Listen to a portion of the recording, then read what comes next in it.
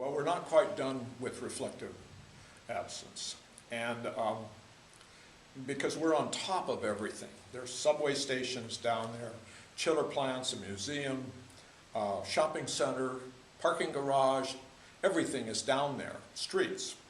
And until they come up to the level that we are, which is street level, there's no way to lay down the memorial. So we've covered all the area which is finished, but we're waiting for about half of the area that's in the memorial to finish so we can then cover on top. Now in terms of have I achieved what I would have liked, I have to say yes, and I have to tell you that I'm really surprised, because when they had the opening, which was a year ago, they were expecting 30,000 people, which was all of the families and all of their friends and people who had known the victims. And so they allowed all of those to come in. And as I say, that was about 30,000 people, including the politicians and all the people who wanted to have their picture taken at the same time. And I was a little worried because we have half the memorial with 30,000 people in it. And I wasn't sure it could actually stand up to that. We don't expect to have that large a group there, even when it's finished. We expect 15, or I think this year they had 15,000 when they just read the names. It was not an opening, it was not special. So I was afraid.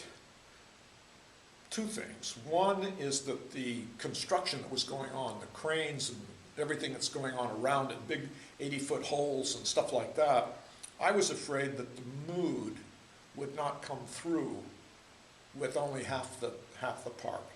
I knew the voids, which are tremendously impressive, and Michael Arad did a great job with the names. I knew that was going to work. And it did. It probably worked better than he or I could have imagined. And I knew the fountains would be wonderful. They were certainly better than I imagined they would be. People really responded to them. But I was worried that we didn't have quite enough space to produce that calm. Because remember, the space is being used both as a memorial, but it's also being used as a public open space, and will be used. And the mayor has insisted that this is going to be a public open space, and probably the most dense neighborhood, at least at noon, the most dense neighborhood in New York, maybe other than Hong Kong. And it had to work for both things. And the amount of space had to be sufficient so that it wasn't crowded, so that that calm, dignified, sad feeling would be pushed out. I was really worried about how the families would feel with all this happening. And I don't know all the families, but I know, maybe a couple thousand people I've met from the families. And they came up, the ones that knew me, and came up and said, this is wonderful. This is just what we wanted. This brings us closure. Couldn't be better. So I felt pretty good about it.